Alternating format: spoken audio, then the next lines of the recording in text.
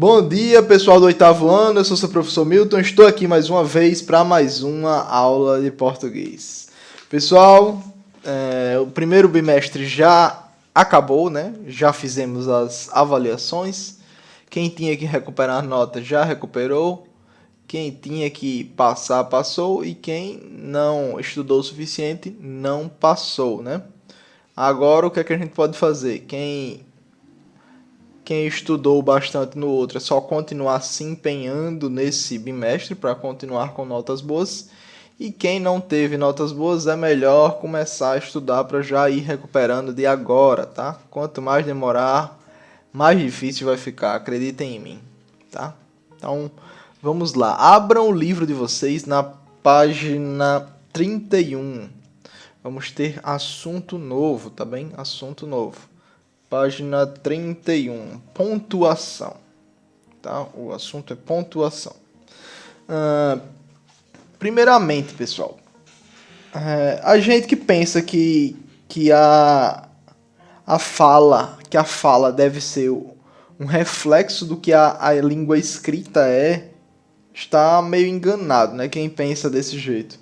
Na prática, a gente produz sons que variam demais, tá? Cada um de nós fala de forma diferente, cada pessoa fala de forma diferenciada, tá? E a gente impõe o quê? Na nossa voz, na nossa fala, sentimentos, tá? Nossa vontade, nossas emoções. É isso. A gente impõe na nossa fala. E através de quê a gente faz isso? No tom de voz, na velocidade em que a gente fala. Aí a pessoa já sabe se você está ansioso, se não. Se você está falando pausadamente ou se você está respirando muito entre uma palavra e outra. Tá? Isso tudo a gente varia na nossa linguagem falada, nossa língua falada, que não teria como colocar como escrito. Não teria, né? Mas tem. Através de quê?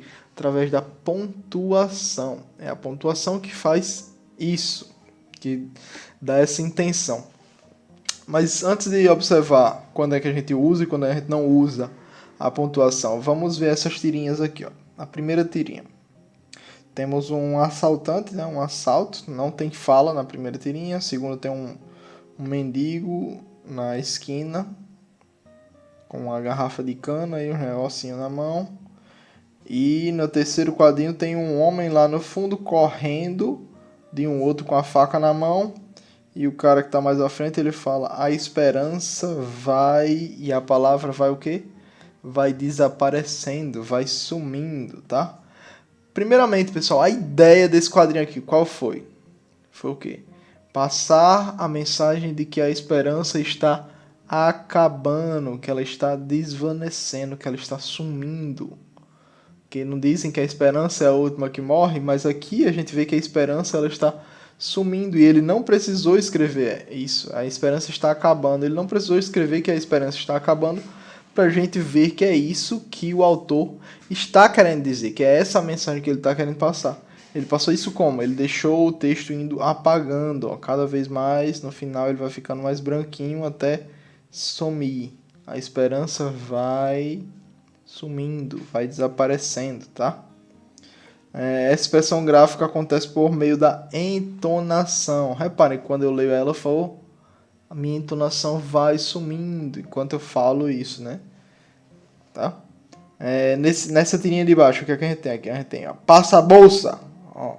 Nesse caso, ó, a gente pode observar que a mulher pensou que era um assaltante, que era um homem perigoso e violento, por quê?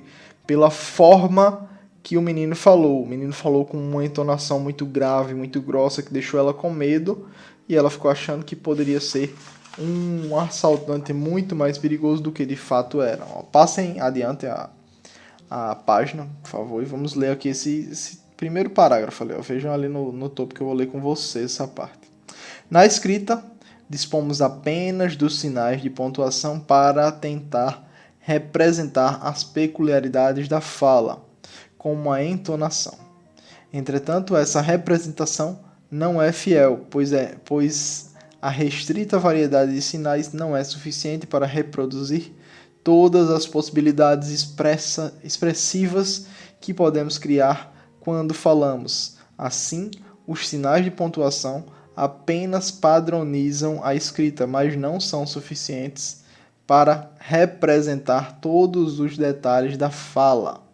Ó, pessoal, a gente vê aqui que o quê? Que a escrita ela serve exatamente para suprir essa deficiência que a língua escrita tem a respeito da fala. A pontuação vem para isso, né? Para suprir essa deficiência que a língua escrita tem em relação à língua falada, tá? Só que mesmo ela estando aí, ela não consegue cobrir toda a variedade de coisas e jeitos e formas que a gente consegue falar, tá? Mesmo assim, ela não consegue. Agora a gente vai entender um pouco o uso da vírgula quando ela não deve ser utilizada. Primeiro vamos ver isso, ó. Quando ela não deve ser utilizada. Aí na página 32, vejam aí. Ela não deve ser utilizada, ó, entre o sujeito e o verbo, tá? Entre o sujeito e o verbo. Ó, nessa frase, ela é uma criança calma. Ó, ela é o sujeito e é o verbo. Não é para a gente utilizar nisso, senão ficaria ela é uma criança calma. Tá?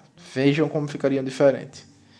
Ó, quem ama cuida. Ó, os funcionários que se empenharam, alcançaram bons resultados. Quem espera sempre alcança.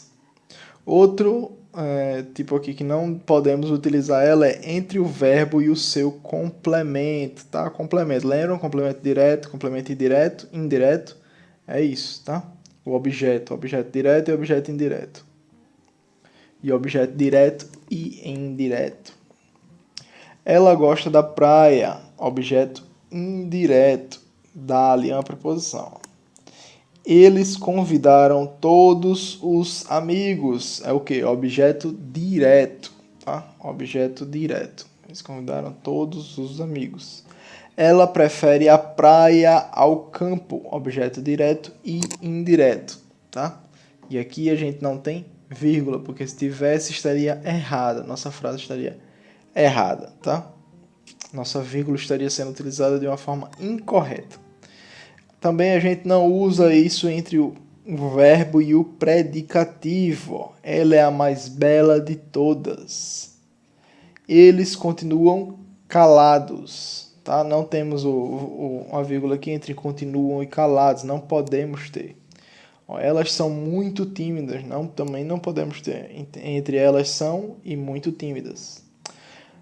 Outro tipo aqui que a gente não utiliza vírgula é entre um nome e o seu complemento. Meus amigos têm uma fissura por política. Ó, a gente não poderia colocar uma vírgula ali naquele momento. Por quê? Porque a frase ia ficar quebrada, não ia ficar certa.